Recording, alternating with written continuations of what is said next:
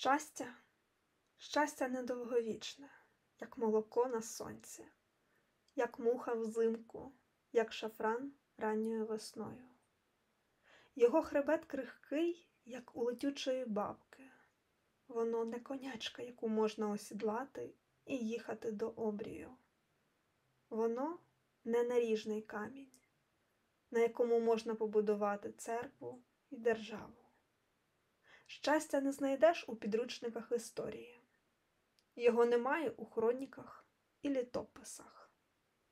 Щастя – це хіба що для букварів та розмовників для початківців. Можливо, тому що воно граматично найпростіше, бо завжди в теперішньому часі. Лише там усі щасливі, сонце гріє, квіти пахнуть. Ми їдемо на море.